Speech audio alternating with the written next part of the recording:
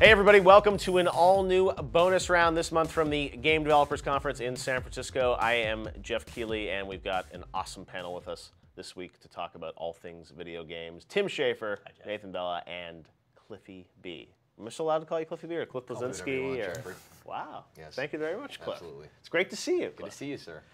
So let's get right into it. We're here at GDC. Interesting year for the industry. The big the big news this week is really about VR. Sony unveiled Project Morpheus. There's Oculus Rift that I know, Cliff, you've been involved in for a long time. Valve's experimenting with VR tech. Tim Schafer, is VR the next big thing? Are you asking me because my last game was 2D and flat? I could see, VR Broken Age.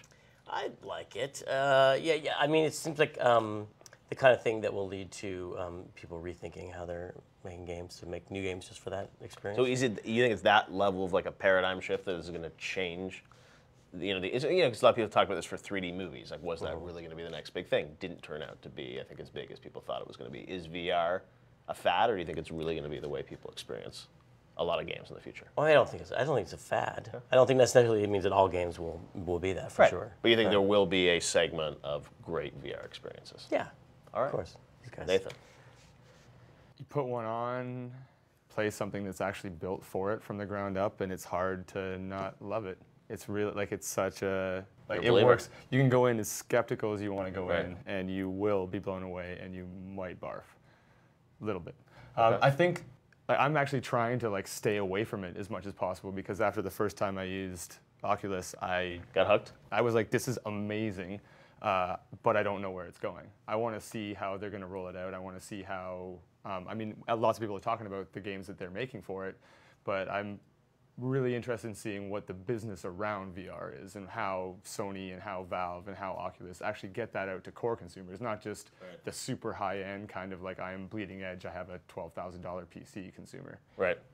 Yeah, and that's what we don't know necessarily what these things are really going to cost when they come out and when they're going to come out. But Cliff, you've been, as I said before, an early believer in Oculus and VR. Are you excited about this tech? I mean, I have a lot to say about it. I get fairly passionate. There's a lot of things I think that need to happen. As you mentioned, the price point, of course, is huge. Needs to be somewhere in that magic, maybe $250 to $500 range or whatnot. It needs to be its own platform.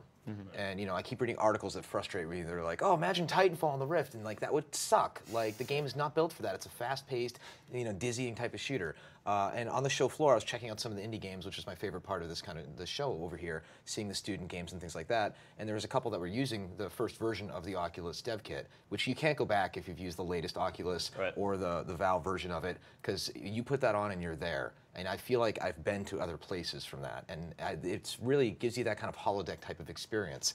And beyond gaming, the applications for PTSD treatment, for end-of-life care, as far as virtual vacations or just tourism, anything. It really puts you in a different space. And the next big thing that I think needs to be solved is the controller issue. Because if you do use the latest one and you feel like you're there, there's a demo where you're in the portal turret factory and they're building it in front of you.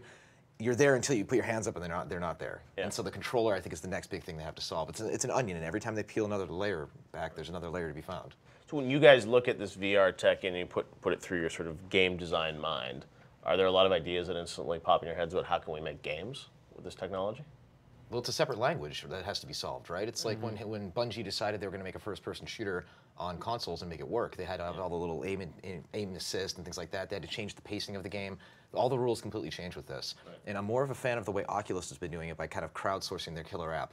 The way Sony's set is legit, it works, right? But Sony did the classic, do it in secret for a few years, and then bam, it's here. And you're like, no, now the way to do it now is to engage the community, do the Kickstarter, and go to direct to consumer. Let the community become believers, right? And direct to developers too. Exactly, right? exactly. I think one of the things that Oculus did that really got everyone listening was that the goal was to kickstart a development kit. Yeah. It wasn't kickstarting a final product. It wasn't putting out a final product. It was saying, you guys are the ones that are going to actually build this alongside us. And the fact that they're bringing dev talent in-house is also an extremely smart move, and that's also a huge advantage for Valve has that ability to do that, and Sony has the ability to do that. So hopefully these guys are going to look at it as much as possible from a developer standpoint, because like you said, it needs to find that killer app. There needs to be something that's driving people to pick it up content-wise, not just kind of tech-wise. All right, guys, hold that thought. We are going to be right back here in the bonus round.